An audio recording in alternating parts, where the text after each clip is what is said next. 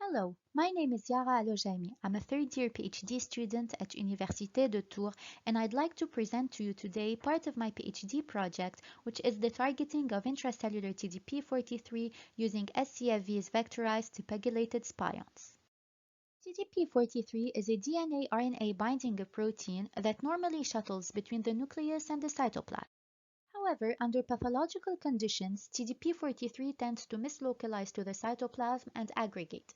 In fact, cytoplasmic aggregates of TDP-43 were observed in the motoneurons of 97% of all ALS patients, making this protein a promising biomarker and therapeutic target for ALS.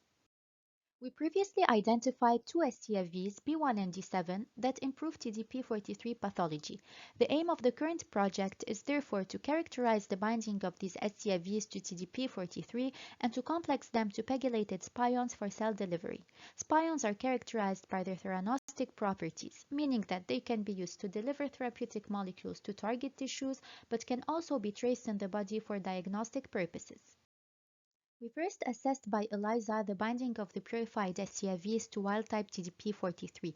We observed a dose-dependent increase in the binding of B1 and D7 to TDP-43 as opposed to the control. Surface plasmon resonance also showed a complex binding with a good affinity in the nanomolar range between B1 and TDP-43. We then tested SPION SCFV formulations with different mass ratios. We obtained nanoparticles with hydrodynamic diameters inferior to 200 nanometers and a neutral surface charge, suggesting a good compatibility with cellular internalization. We then tested the amount of SCFV retained by the SPIONs by Western blot. Only free uncomplexed SCFV can be detected on the immunoblot, and as we can see, the amount of free SCFV decreases with increasing mass ratios, suggesting better complexation. Finally, SPION SCFV formulations were added to the medium of HEC293 T cells. 4 hours after treatment, flow cytometry was used to sort out SPION-positive cells. As evident by the shift to the right of the signal, the cells treated with nanoparticles were positive for SPIONs.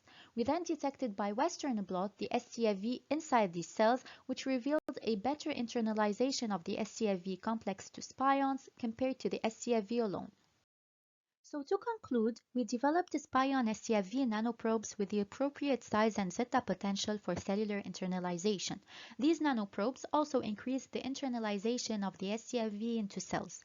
We will further assess the effect of the SCFV delivered through SPIONs on cellular TDP-43 pathology, then administer the nanoprobes to a murine model of ALS to study their biodistribution, toxicity, and their effect on the progression of the disease. Thank you very much.